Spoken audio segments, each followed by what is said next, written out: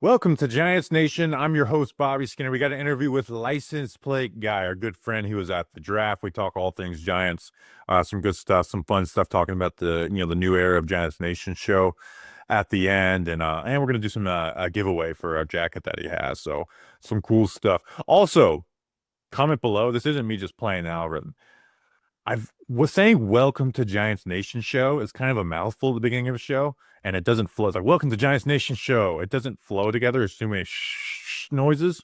So I'm thinking about, and the comments said it, and I kind of agree. Just being like, welcome to Giants Nation. We all know it's Giants Nation show, but just saying, welcome to Giants Nation. I'm your host, Bobby Skinner. Today we have, it just sounds better. I think we're going to do that, whether you comment below or not. So we're going to get into that interview with LPG. Again, we have our live show in Charlotte. If you were in the North Carolina area, Saturday. In fact, I got some information on it. In fact, I'm going to read the text message right on air because I haven't read it yet. Great news. Got you under the main marquee right before you go in the fan zone. Yeah, all right, so we're going to be right in the fan zone in Charlotte, right? It's not like a parking lot like a few years ago. So make sure to come out to that on Saturday. I'll let you guys know about exact time, but it'll probably be around that 1 o'clock range. So we're going to get into this interview with LPG. Always a good time. First, this episode was brought to you by some special people. We got Brian, just Brian, like Brian Johnson, and then Brian A. So we got two Brians. And it's very like it's not. I'm not shortening whatever his last name is. It's simply Brian and Brian A. In fact, the other one should be Brian B. We got RP, which stands with, you know, racing podcast. How about that? Art Racing Podcast. He knows what the deal is. Adam Deneau. He did not know he is Deneau. And then Ethan Lipsker. He's got a full Lipsker of tobacco. I don't know. Also, I changed up the background a little bit, and I got this mirrored case for the Wood Brothers thing. Also, I should have cleaned off some of this stuff. I'm an idiot. But I got the mirrored background, so now you can see the ring light in it. So I'm going to have to get a clear background one and then use the mirrored background. But shout out. So patreon.com/Giants Nation. There's two tiers. The $10 a month one or the $9.99 one a month is the one that really keeps the show moving. $6. Anything is appreciated, but if you can go there and support, it's what makes this show go. And it's what's going to help it, do bigger and better things as we go. So patreon.com/Giants Nation. Very much appreciated. We give away stickers to everyone. Finally got all the stickers sent out from that first wave of Patreons after the change. T-shirt contests every month, other stuff. So patreon.com/Giants Nation. You'd be glad you did. Or you may not be glad you did. And here is License Plate Guy. We now welcome on our good friend, License Plate Guy, Joe Rubach. Joe, I'm going to start off this interview with a quote.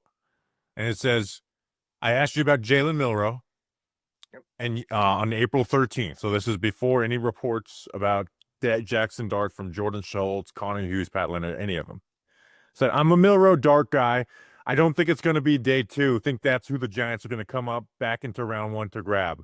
Listen, Dart is a much better prospect, in my opinion. You nailed it. Before, again, there was any Dart smoke. I wasn't even taking Dart serious at that point as a Giants option. You said they're going to trade up into the first round for him. How we doing? Welcome onto the show. First episode of the new quarterback era. Yeah, thanks for having me. And you could just end the show right there. That's a great quote, bro. See you later. Bye, everyone. Yeah, I had that feeling. No, I didn't hear any smoke before that. But like you and I spoke before, all the smoke, Shedeur Sanders, how Giants were sending a contingency like hourly, not even daily, to Colorado. People were forgetting that the Giants were sending a contingency everywhere, but Colorado was really the only one that was literally posting it every single day. It wasn't like the Giants were posting it. And I was following along with where they were going, Miami, and they spent a lot of time in Ole Miss. And I just had a feeling that that's where it was going to go. And everybody, you don't have to be a, rocket scientist to know that they were going to go at a quarterback, just a matter of when. Yeah, but I don't think that the trade up into the first talk was happening. It wasn't happening at that point. It was kind of like, oh, they're probably going to wait till day two, right? Because, they were doing the meetings and stuff with Milroe, Shug. So it felt like a team that was happy waiting till pick 34 and seeing who was there. like there obviously there was conversations about it, but like that smoke really didn't start. I even looked at the dates until April like 20th, 21st. That's when that smoke really started. And I just went back to listening because I remember we did a live stream pre-draft in 2021 and you kind of nailed that they were interested in Tony. I was like, you know what, let me go back and see, get the exact quote from LPG, and it was better than what I thought. Um, you were there at the draft. Abdul Carter showed you that there is some power in his game when they gave you a big old shove. Um, was there panic when you didn't have the Dart nameplate before that morning when the Dart smoke really started getting heavy? Yeah, I didn't have the Dart nameplate. I went with all the media buzz and chose I only bring four and you know, he wasn't one of the four on there. I wasn't panicking at all because to be honest with you, I go to the draft concentrating on the first round pick. Whether they get two in the first round or not, come on, man. We were all concentrating on who the heck the Giants were going to get at three. So after that, everything was icing on the cake. So I wasn't panicking too much. As long as I got the quarter right, I was okay. So I want to ask you about your draft because you go every year. You're like in the Giants mosh pit where the player goes to, and I want to talk about the Carter point of that. But I want to ask you this because Green Bay is a little different. You're going to different venues every year. How does that go? Where they pick at three, and then, I mean, there was like huge buzz that the Giants are going to trade up. Are you just like standing around? Are you able to sit down anywhere? Are you just standing there for 3 hours waiting for them to make that second pick? Yeah. So when you get into like this inner circle type area for all the fans for your team, obviously each team is in a section. I'm in the NFC East and all of us are right there. And, you only have about 10 to 12 seats. So you're in an assigned seat and that's the only people that are in there. And you are literally waiting around. So while everybody's at home looking at this and that, and you're seeing all these highlights about Carter and this and that, we don't really get any of that. So, you're just so excited about the pick coming. And then you have no idea what's going on after that. Then you just see the next team is on the clock. And then you try and get happy when you're checking your phone a million times or refreshing it, as much as you can. The cool part about being there is like when you know where the Giants are picking 1, 2, 3, 4, 5, 6, it doesn't matter where your team is picking, and that player is on site, back in the room, in the green room, and they call his name, like the cameras come over to your team section while he's, meeting Adele, flashing the jersey, doing whatever. So you already know that the player's coming over there. Now, I knew back in 2018 with Barkley that, oh my God, he's coming here, like he's taking a picture with the fan base right now. So ever since then, it's been Barkley and Jones and Neal and Thibodeau and all of these players that were at the draft come over. So we knew he was coming over, and even neighbors did it, which was awesome. But here comes, this monster in Carter, and no, I wasn't expecting that shove, bro. Like I was like, he like pushed me back like 2 feet, and then I went to push him, and so many things went in my head. Like, one, what are you doing? Two, he's not going to move. Three, he's your number one draft pick. Like, oh, he falls back on a camera and LPG is banned from ever going anywhere for the rest of his life. So all these things like come into play, but he was so happy and so awesome. And obviously so were we. It was a really good time. After all the negativity and crappy football play, Giant fans need something, and getting a great player is something. Dude, it's Carter has gotten a little overlooked because they got a quarterback, and rightfully so. When they draft a quarterback in the first round, that's where the conversation is going to go. But I'm so excited just to watch Carter play. Like maybe I'm putting too many expectations on him for a No, rookie. you're It's not. just the way that dude moves. It's just like I just can't wait to see that guy move for that way on my team, where it's not affecting the Notre Dame quarterback. It's just affecting Dak Prescott. Like I just can't wait for that moment. And like you said, I texted you the day after the draft. I was like, "Who said he doesn't have any power in his game? The way he was able to put hands on you." I mean, look, it's miserable for you because, you're going to have to sit back and watch whoever O linemen get destroyed, which you're not happy about, but I'm looking for every power move, every swim move, every quick move, everything he has.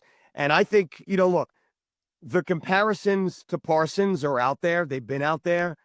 Um, I think Parsons is an absolute stud. I think he's a beast, and I hate his guts. I think Carter is going to be just as good, if not better. Well, again, like the comparisons are legit, right? It seems lazy because it's like, Yeah. oh, Penn State number 11 move from linebacker to edge, but no, it's like, yeah, like there's really no one else to compare him to. Even if you think Micah Parsons was a better prospect, like I think everyone admits this is who you compare him to. I can't remember, at least since I've been doing this, someone who like just compares to watching, right? Where with Parsons, I remember watching Parsons, and this is what I thought he was going to be a linebacker. How the Cowboys did. They started him at linebacker originally. Yeah. And usually when I do a video, I like, all right, this is their coverage, this is this. And with Parsons, I didn't even leave in the coverage. I was like, just look at the way this guy moves for basically 15 minutes straight. So I'm just so excited to watch that guy play and test our guys in camp, and then Yeah. beat up on tackles in preseason, then hopefully week one, challenging Josh Connerly, from the Commanders' first round pick.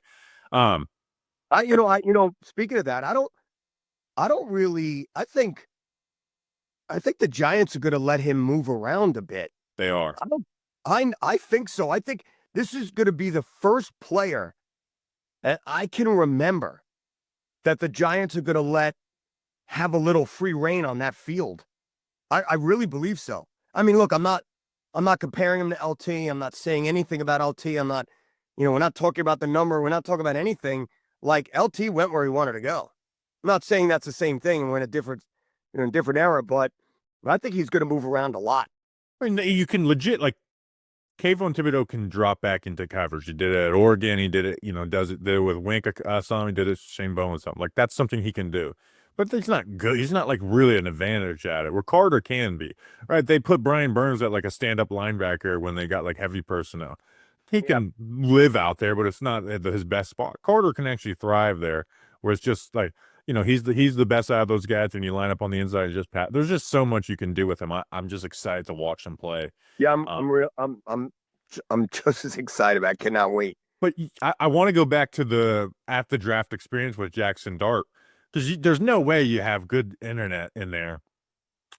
For us, I feel like it was around pick 18 when the Giants are trading up buzz really happened. How did that happen within, like you said, like the Giants contingent that was there? Like, when did you guys start hearing that? Was it taking over your conversation for 30 minutes straight? Because it was a good 30 minutes to an hour where we were live on stream being like, all right, a trade's coming. When is it going to come? Yeah, I have zero idea of what it's like on the TV or anything going on. The only thing we have at our possession is our phone. And I didn't even look, on Twitter, they were talking about it. I didn't even see it at 18, Bobby. I thought the talk was happening at 21, 22 is when something came across my phone. And again, it's nothing but buzz. So you could be that type of poster that's going to say, oh, Giants are going to trade up because you saw it somewhere on X. But I didn't say anything because I didn't know. And I don't want to be, you could go and you could guess and you could be right and it could be awesome. You could go and put it out there and then people destroy you. How do you know? You're so stupid. You're guessing here. And then if you're right, it's not like you're going to get, oh, good job anyway. You're just going to be right. So it was wait and see. I had no idea if the Giants were going to pull the trigger or not. But when, and I mean exactly when it switches from the team that was supposed to pick to Giants on the clock. That's it. That's what I want to know about. As soon as it clicks over and you're looking at the big giant, screen, and it said there's been a trade, and the Giants logo gets put up.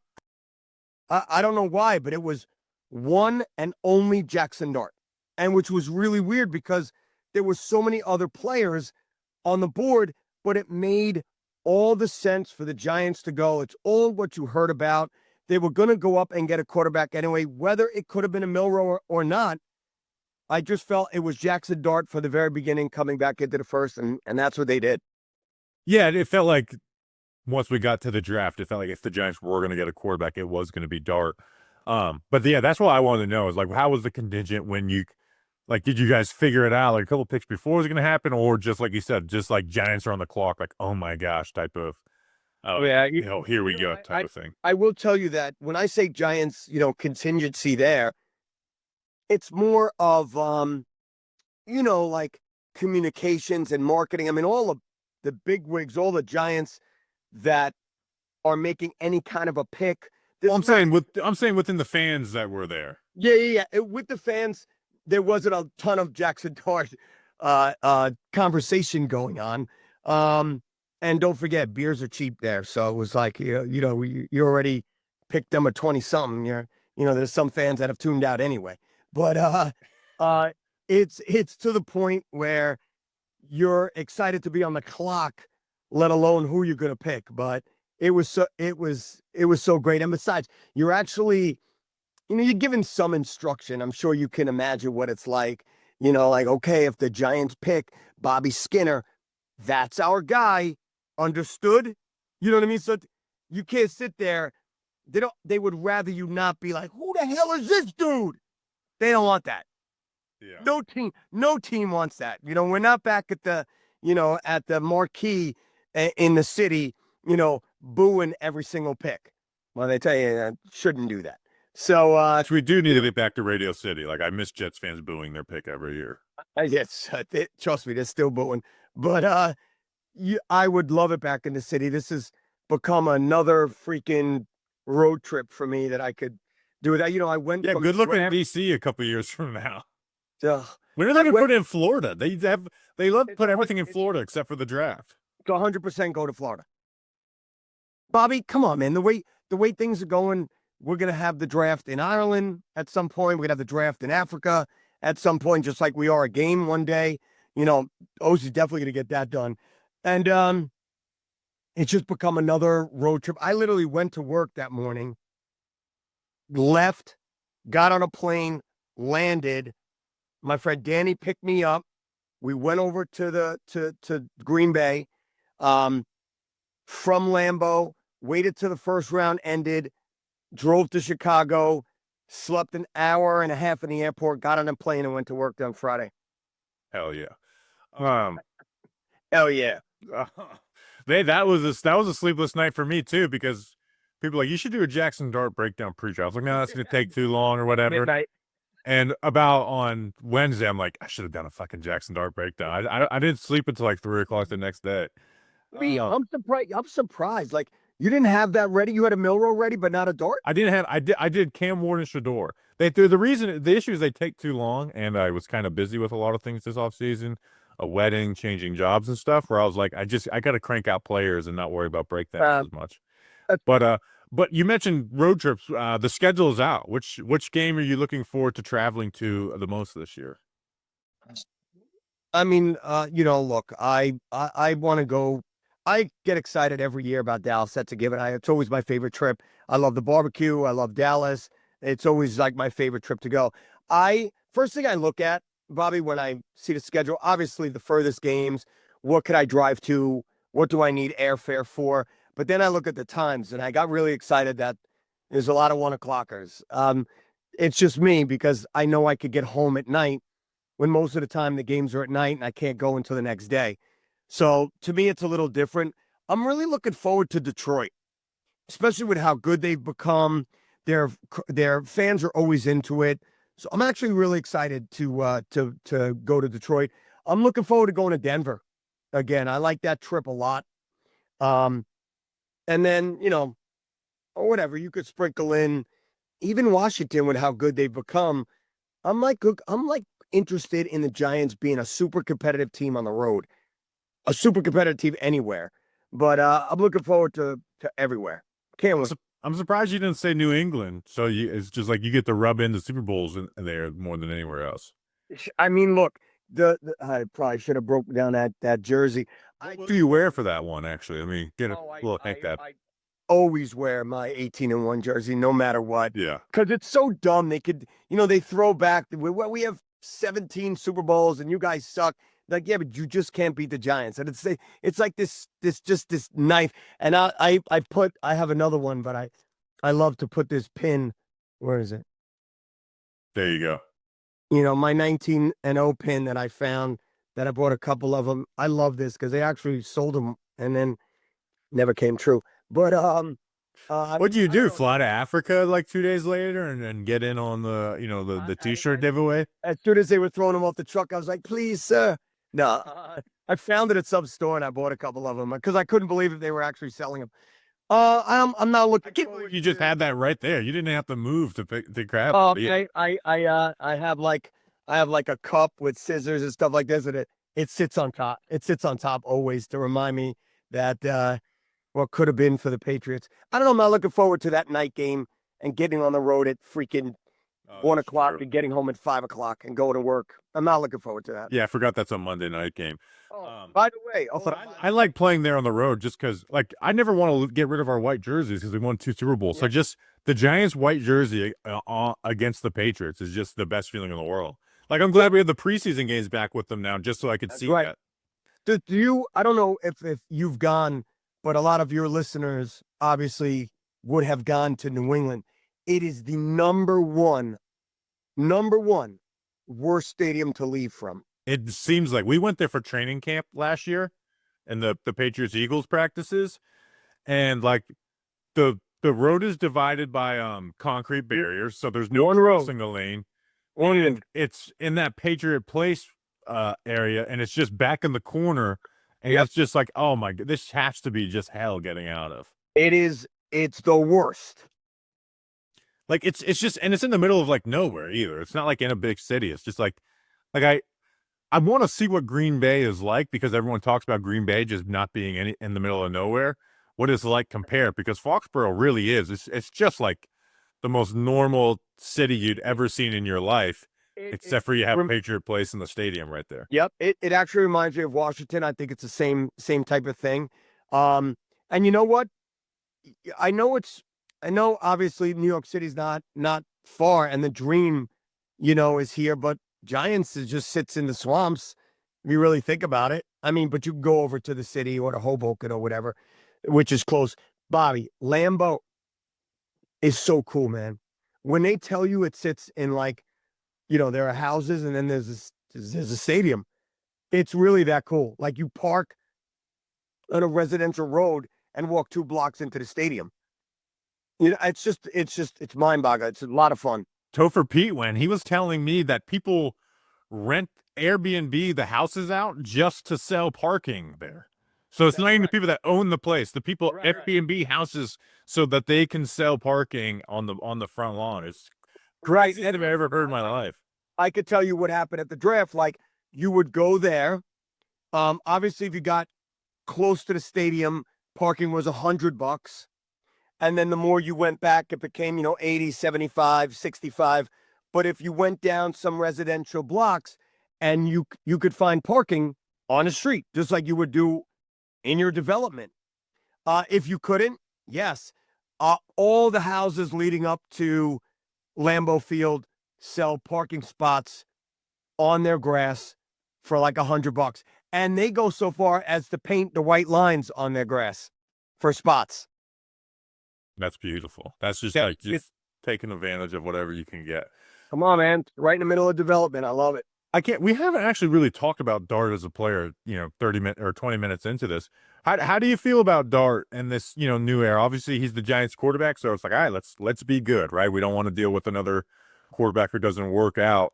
Now, again, we don't know when he's going to play. No matter when people start calling for him to play, we really have no clue when that will be, whether it's this year at all. It could be way late in the season, or it could be a lot earlier than people predict. We really have no clue.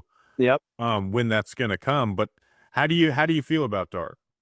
All right, so I think he's tough as freaking nails. I think he'd be the type of player that would play without a helmet. I really do. Comes off more times than not, anyways. Yeah. I mean, I think first of all, you nailed it with your tweet. The Giants got a bunch of absolute, lunatics. Their whole draft class is a bunch of lunatics. Like, all of them would run through brick walls or telephone poles. And now this headbutting thing with Skattebo. I can't wait to meet Skattebo. I'm just gonna give him a headbutt. That's all I'm gonna do. But Oh, Skattebo, you knew he was crazy by the way he played in some pregame speeches, and then you saw that rookie premiere where he's like, yeah, I was like, oh my gosh, you are legitimately a lunatic. he's got a little twitch to him. I love it. I hope he runs angry just like Ahmad Bradshaw with that 44. I really do. I think Dart has a really strong arm. I think he's accurate. I think he should have gotten a little more, talk than he did. But we're gonna find out. But getting back to what you said, look, it's Russell Wilson's team. I think the Giants added a tremendous amount of pieces. I really do. I thought they were many pieces away. They added a lot of pieces. What's going to happen if the Giants, unfortunately, will take the negative approach, start 0-3, 2-7? Are you going to pull the trigger and go to Winston? Or is Dart's progression so over the top to the coaching staff that he does get the play late in the season and they don't go to Winston?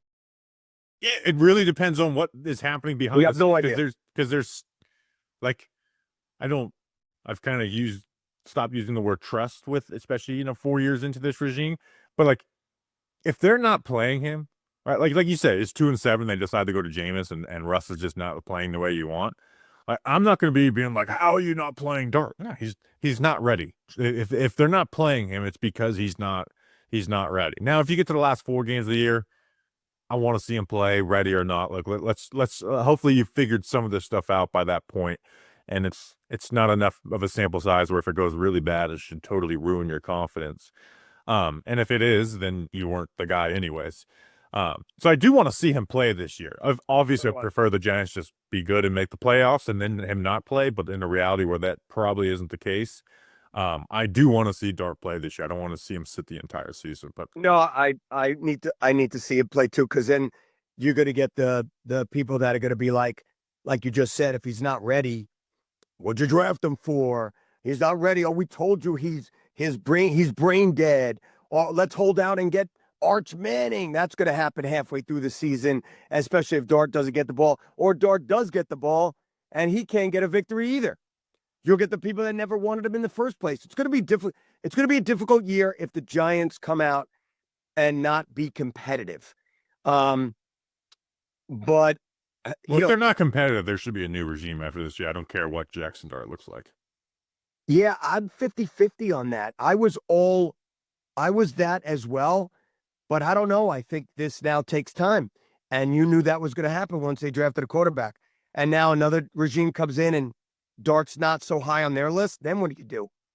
I agree, but if you can't be competitive with Russell Wilson and year 4 your regime, again, I understand the schedule stuff, but if you can't be competitive, then I just what are we doing here 4 years in? Yep. And if you're not competitive and Jaxson Dart comes in and looks great, okay, then I'm like, all right, maybe you got quarterback right, but it's got to be more than just flashes, right? I got to see like legit good ball. We'll see. You know how I felt about these quarterbacks anyway. I could give a rat's ass when the Giants got Russell Wilson. I could give a rat's ass when the Giants got Winston. It wasn't they're not moving the needle for me. They did become a better team with them on the team. Either one made them better instantly, made that quarterback room better instantly. But I wanted the Giants to get their franchise quarterback. I hope they did. Yeah. And again, we could speculate on Shane Dayball all offseason. Until we're actually in those months, we're not really going to be able to accurately predict what could happen there. Very true. It's just feelings change, ideas. It's every offseason, Joe. No matter good or bad, you're very reasonable in the offseason with a little bit of hope. And then once you get to either a bad record or a good record, we're talking differently. Whether that's 2022 where people are calling for you to trade for somebody at the trade deadline, yep, or last year where you would have never thought that Shane and Dayball firing talks would have happened, and they were at the end of the year. You mentioned Skattebo. I mean, he's clearly going to be the fan favorite of this team, right? Yeah, I think so. 100%. I think he has, if he's good, I think he has the capability of being the best sold non-neighbors quarterback jersey. Why is that? Why is Skattebo? And I'm on that page. Like him and I ordered Carter and Skattebo jersey at the same time. Yeah.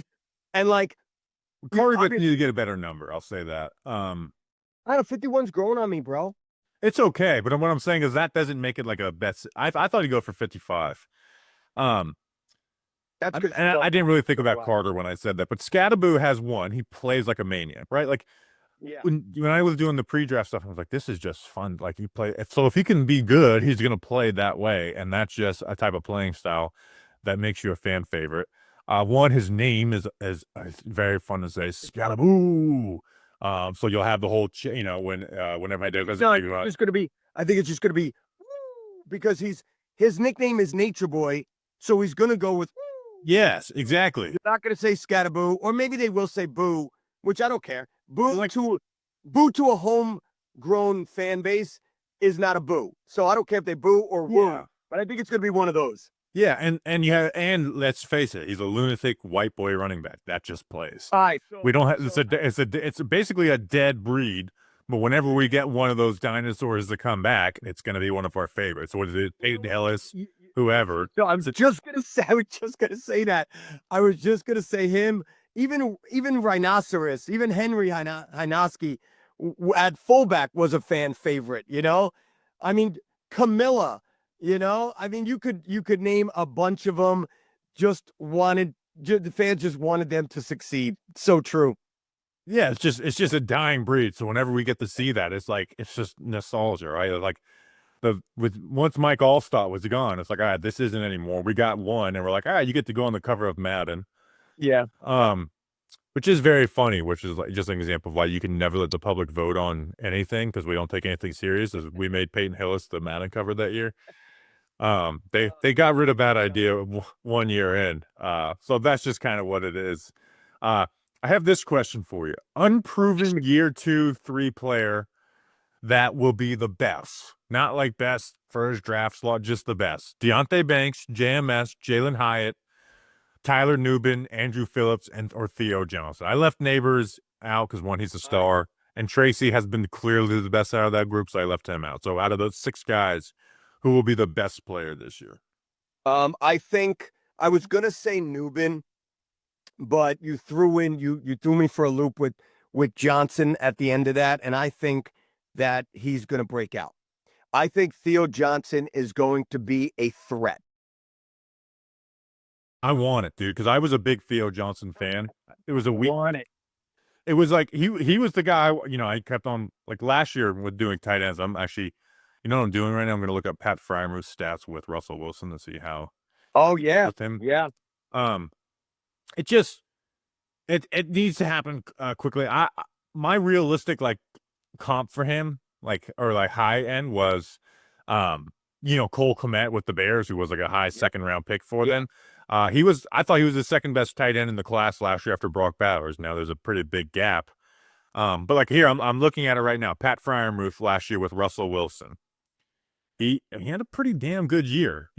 I'm telling you, Theo Johnson is gonna. Hey Bobby, why we're talking about Theo Johnson? Why we're talking about how many passes he's gonna get, or even targets? Who's your tight end room? This is good because we just did our 53. So it's Theo, Man Hurts. I love Man Hurts blocking.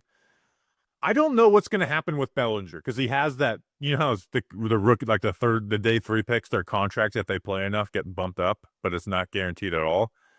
That's been a Shane special of go to the pay cut or go to the guy for the pay cut, right? And basically everyone has said yes, except for Nick McLeod, and then he got cut midseason. Yep. Um, Keep going. The tattoo himself guy. Yeah, and they drafted Thomas Fidone. Now I think Bellinger and Theo and Manhurts are all more useful players than Fidone, right? I mean, Bellinger and Theo were drafted in 4th-round picks by this regime, so in theory, they value him more than Fidone. But you don't like to cut rookie draft picks. Would they be willing to say, "Hey, we know Bellinger is better than Fidone, but we're going to save $2.5 million of cap space and cut him on the tight end 3"? Will they be willing to do that? Because if I want Bellinger around because I think he's the third best. Actually, I think he's the second best, but he's tight end 3 on this class. I would hate to see Bellinger go over $2.5 million. Well, what did Manhurts just sign for? I think it's towards the minimum, but they like Manhurts. They use him in those You know, two tight end sets. I get you, but hard times calls for hard decisions, and I'm picking Bellinger is more of a tight end threat than Manhurts, Yes. and Manhurts better blocking. I think when it comes down to it, the non-guaranteed contract to Manhurts gets eaten and he's cut. Yeah, and that I don't know. But I think that's a nice room, whether they keep him or not. I'm looking at. Oh my god, I got this new computer and I'm trying to get the screen right. By the way, I fixed my internet since the last time we talked. Damn, you and I are on the same page. I was just gonna say, did you get the new Wi-Fi? We literally on the same page right now. I love it. It's just buzzing. I might have to cut my hair. Yeah, Manhurts has the minimum. Dude, by the way, this was a free haircut because I went there and I have a very simple ask. And I was like, 4 on top, 2 on the side, leave a little in the front. Which I know makes you mad because I used to be a part of the long hair crew. Yeah, you'll see. And my regular wasn't there. So like, screw it. I need a haircut. I've been so busy. I need to get this haircut. And then the first thing they do is just buzz the front. I was like, so I guess we're not leaving any in the front. And I was pissed, and they were like, you don't have to pay. I was like, you're damn right. I was sitting there contemplating not paying. Anyways, I'm surprised that this isn't live. When you post it, I'm gonna go with the over under of 10 people that are gonna say, "Oh, you got a free haircut? Did you get a bowl of soup with that?" I'm gonna go over under 10. I'm gonna go the over. I don't get that. What is that? What's that reference? It's you know what? That's true. You're younger. It's an older reference that you get a free haircut and a bowl of soup, or a bowl of soup and a free haircut. I don't know. Is that something like for like homeless people? Like you come into like the soup kitchen and you get a haircut too? I'm not gonna lie to you. I have no idea. Someone on X is gonna have to tell me what it was, but I know it from when I was a kid. No idea. I'm trying to now. Yeah, I've totally messed up my you can probably see my eyes swimming. I've completely messed up my computer screen. So what was your answer on that? It's just Theo. You think is going to be the best out of all those guys? No, I do. I look. I mean, your question was loaded because you said the best. I mean, I think Newbin is great, very good. I think Phillips is really good. I think Banks hopefully is going to turn it around. He was after the Giants draft and free agency. Banks had to look at all of that and say, "Holy shit, am I the weak link right here?" And like, he immediately got in the gym. He immediately pulled a Bobby Skinner, cut his hair, got a free bowl of soup, and then he's like, he's in the lab. So let's see what happens. But for some fan to come out and say he's going to be the best, like your question, no, go do it, go prove it. The other guys have proven that they're on their way up. I want Banks to do the same. I just think Theo Johnson. Look, if Theo Johnson has another setback or whatever, I'm going to be super pissed because I'm tired of players trying to take that leap. And I think this is going to be that year for him. So that's why I'm going with it. Yeah, and I actually had that expectation for Newman, Phillips, and Theo. Don't just be a good rookie season that we like. Be good. Just be good players. Don't be someone that we're excited about after your rookie year and after year two, like, oh, did we overhype him? No, just be a good two. Like, I'm kind of like you said. I'm tired of doing that. Right? I'm tired of the cycle of like, oh, look at this rookie, promising, and then you get to year two, they're basically the same player, and you're unhappy with them. Like all three of those guys. What are you used to, man? It's what we're used to. You know, I unfortunately think that Daniel Jones plays a lot in how Giants fans' minds think, even subconsciously, by sticking with him for so long that they're either, immediate to get rid of someone or put someone else in. I think he has a lot to do with that. I really do. Like, it's the subconscious. Yeah, it's just it's been a cycle of like very similar things where it's unfortunate. You told me pre-show that you are coming up on 25 years of going to every single game. Man, this is so before 2000, my dad would take me to one, or I'd go to one or two or even three. But in 2000, I decided to go to every single game. And they went to the Super Bowl. I mean, I don't talk about that season because it didn't wind up the way I wanted it to wind up, but I was like, oh my God, this is fun. And then I haven't stopped. You know, and everybody's like, they're so terrible. How could you do it? Well, think about what I witnessed in those 25 years. I got to see two more Super Bowls. I got to see these runs. It hasn't been the greatest of road trips the past 10 years, but Minnesota was a lot of fun. But it was, this is my 25th year, man. I think I'm gonna do something special, like for my what is this called? Silver, 25 years, silver or something. I I don't think know. I think I'm gonna give like away like either 25 jerseys or 25 tickets or 25 something. Maybe I just give this pile of like I'm just gonna do something for my 25th year for Giant fans. Get rid of 25 coaches boxes tickets from licensed plate guy for year 20. yeah, that's not gonna happen. Uh, The coaches club, coaches club. I know, I get like a couple of those, and sometimes I raffle to raise. I'd rather. It's such a conundrum for me because I want to go to coaches club and eat as many freaking chocolate chip cookies as I can and shrimp, but I could raise a few $1,000s for a charity, and that platform that I'm given and people love winning shit. That's been fun for me. Yeah. Yeah, and you've been doing that stuff nonstop for That's yeah. I guess you've been doing it for 25 years. When did you really start getting into like the philanthropy? I think I said that word correctly, part of it. You did well. It's the haircut. You're a new man. Um, I'm a the businessman now. you gotta be.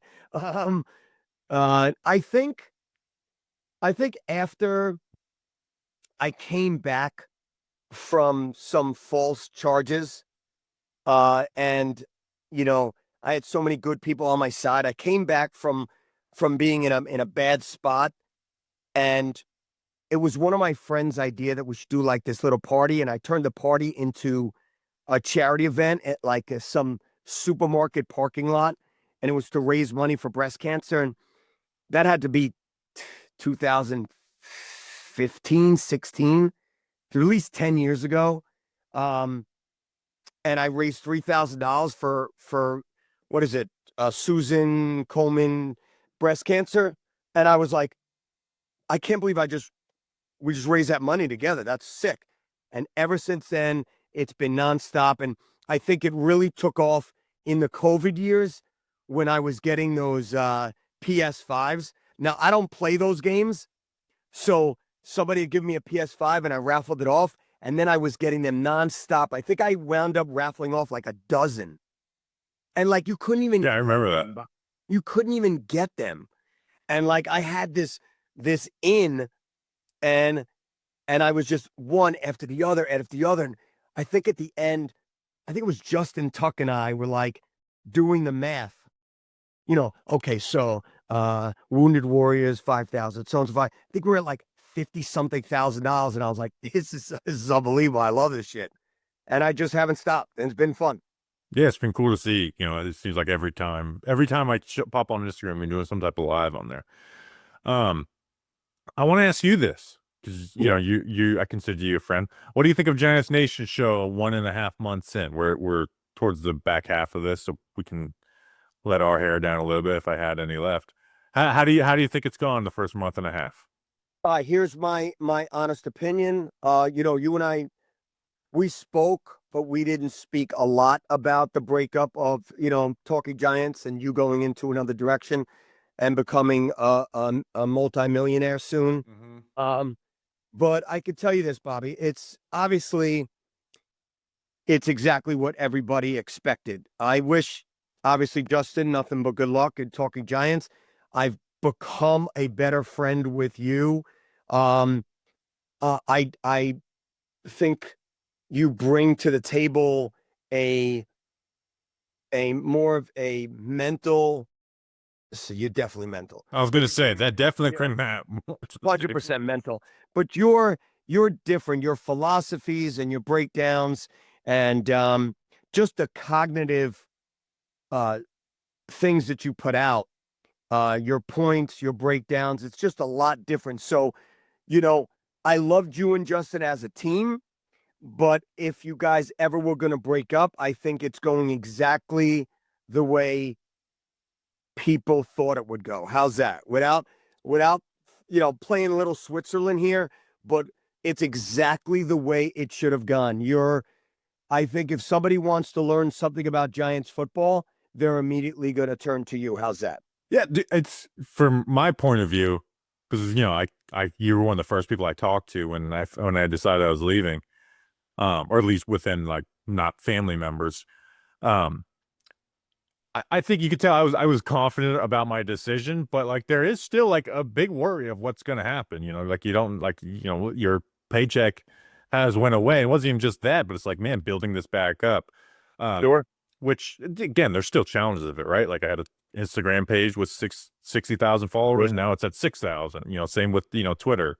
Um, so like there is challenges and stuff that goes with it, but I think the people who were on for the ride, like basically stayed on for it. In fact, maybe got even more excited about it. So it's been cool. We're doing the Charlotte live show this week. You want to come to North Carolina this weekend, dude? Done. Seriously, come. We're gonna do a live show Saturday. It doesn't take much to get me on a plane, so it doesn't matter. It doesn't matter. Maybe I will. Saturday, Charlotte Motor Speedway. We're doing a live show. So be there. If not, I understand too. So it's just it has been fun. I think because you've known me since I was doing this in 2019. I remember asking you to come on the show in 2019 when Yeah. when in training camp when we had 1,000 listeners. Um, it's very fun to build something up, and I actually think Talking Giants, I loved it, but was working for a company, and I think in the first 2 years I probably went 140%, and then went 100% the years after. I think the last year I was probably going at about 75, 80%. And I think this is reinvigorating to get back to like that 120. Like, you know what? Watch every piece of content it out. Let's see if there's a clip on there worth putting. Going and the Giants drafting a quarterback has helped out as well. Same way it did. So it's even though it would have been better to keep the Instagram and the Twitter and stuff like that. I keep the Facebook, by the way, because I guess if you create a Facebook page, you own it forever. It's yours. Yeah.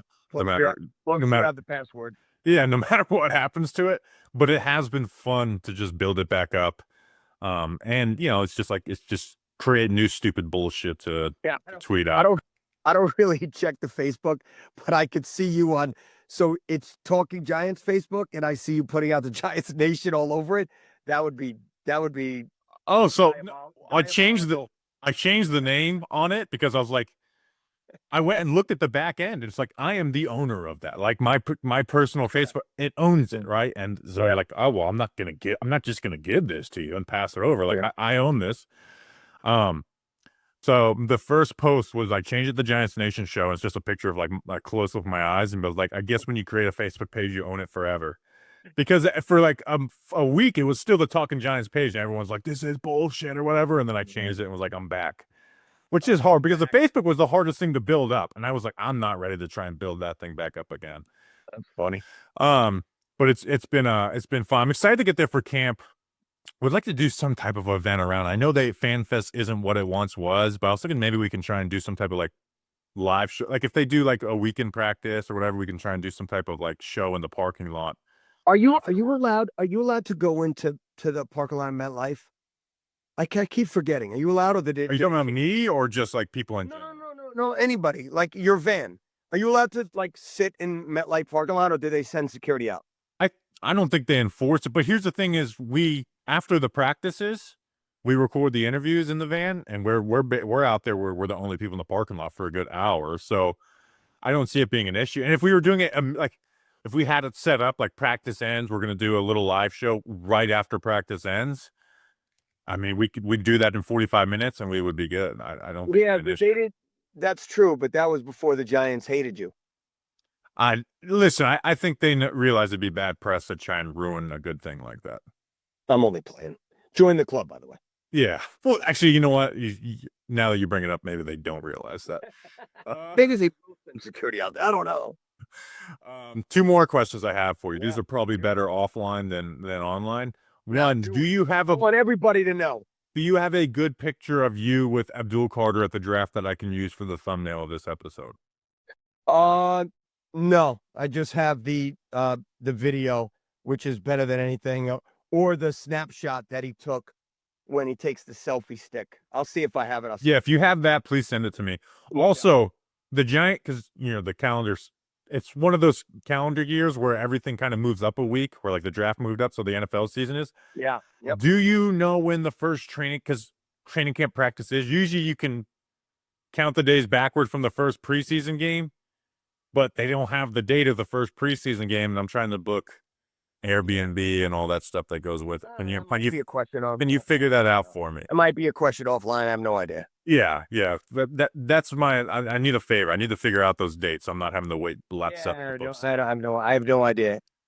But I'm also gonna apply for credentials this year, even if they say no. It'd be worth it just to Why not? make them say no. All right. I think that. Hey, I got something for you. I'm gonna, you have such you're building your platform up still. So I'm gonna give something away for you. A matter of fact, how about this awesome freaking this top? It's like a Brian Dable jacket. Yeah, it's right from one of the players. I'll tell you what I'm gonna do. All right. When I was like 12, 13, I used to go to this I was at a bar mitzvah, believe it or not. And my dad was like, the Giants are staying here. And it was the Woodcliff Lake Hilton in Woodcliff Lakes, New Jersey. And I remember leaving from where it was in the area of this bar mitzvah, going down, and I'm hanging out with so many Giants. I mean, like everybody. And it actually became my go-to. I didn't even have a life, like I didn't go out with my friends. I didn't go out with a girlfriend. On Saturday night was at the Woodcliff Lake Hilton before the Giants had a home game, because that's where they would stay. So, I mean, I was hanging out with people from Brad Van Pelt all the way through till my college days, to be honest with you. Every chance I had, that's where I was on Saturday night. I never forget sitting in the a hotel lobby with a bunch of coaches. There was Bill Parcells, there was Bill Belichick, and all smoking cigars. There were 6 coaches sitting there hanging out, smoking cigars at the fireplace. If one of your listeners could tell me 2 more coaches at the table, I'm going to take this off. I'll send it to whoever gets it right. Okay. So I've already given you Parcells, right? I've already given you Belichick. There were 2 more. All right. There were 4 more. There's 6 guys at the table. Give me 2 more and I'll send this off. First one that gets it. All right. So I'm going to, you have to text me to form that question, obviously better than I said it. Well, it's for people who listen to the end of the show. Not everyone listens to the end of the show. So this is exclusive for them. So if you're listening right now, if you're listening to it on YouTube, comment it. And then if the first person that does it, I will get in touch with them. And then if you listen on the podcast apps, just tweet it, preferably at the episode tweet that I do every day at 8:45. But if you hear it before and you don't want to wait, just tweet it at the show, and I'll keep. Hey, look, Bobby, you got the coach's pocket, and it goes right through to the other side. Oh, this is sweet, bro. And that's one of those ones that I don't think is open to the public either. So no, you can't. You can't get this, bro. Did Dable wear that the first day of training camp? Like, is that a Dable one? Can you tell me if it was? No, it's not. But it was a player's. But it obviously looks like I had. You can't see the shading, but it looks like I had taken the name off. Damn it! I think because I was keeping it, that I took the name, the name off it, because I didn't want to scratch my neck. But it's a nice large, and somebody on your show could have it. I'll just pack it up, and you have LPG scent, and whoever the hell wore it before me for the rest of your life, bro. Hell yeah. All right, yeah. So comment on the YouTube or tweet at the Giants Nation Pod show. And if you only have Instagram and not YouTube or Twitter, you're gonna just have to create an account, because I'm not trying to go through all those comments. All right, dude. So I'm just gonna end the show. I don't need to transition out of it and then end the show. So, dude, appreciate you jumping on. Yeah, no doubt. I'm sure we'll talk soon. I'm excited for training camp already. Glad you had a good time with the draft. Glad we got that quarterback for you. Thank you for that quote. I mean, look, I hated, like, I saw it everywhere. Like everyone's like, oh, this guy, the guy at the draft, I was like, oh, they're gonna trade back into the first round and and he blew up all over the place. I'm like, I've been known that. Dude, so I literally just went to Google. I was like, what did we say? I was like, what did we talk about dark Yeah. pre-draft? And I remembered it was like a couple weeks before, and I was like, oh my gosh, this is the exact like quote called it. So appreciate Yeah, you. I love that, and I love how you opened up with that. Like, I really appreciate that and push that when you fucking put it up there. But you know, I will give you a one positive, like a huge compliment. I watch you like talk to people. You never say like, nah, no way, or no, I don't see that, or you're wrong. You either give your opinion or you say, I have a difference of opinion. So like when I said that, you didn't say shit, knowing there's been no dark talk. And I appreciate that. Seriously. Oh well, yeah, I'm not. I've No, come you to should know know like that. You should know that. Like that's big. Look, I didn't learn that till much later in life, Bobby. I was a dean at a school, and I was with this other dean, and I would say, nah, you're wrong, bro. It's not gonna go like that. And I remember him saying to me, he's an older guy. He was like in his 70s, and he's like, Joe, he's like, do me a favor. Instead of telling him he's wrong, just say, you know what? I have a difference of opinion. And there, I've never, they're on. I don't think I've ever told someone, you're wrong for their opinion. well, I'll say I do this. I at the end of March, I did tell some people if things were going to go a certain way, and it did. But so sometimes you got to let it. Gotta let it fly. You got to let them know. Dude, I'm sure we'll be talking soon. Appreciate you No jumping doubt, on. homie. We will see you guys on Friday. Again, Charlotte's show this weekend, so make sure to be out there. We'll see you then. Until then, let's go Big Blue.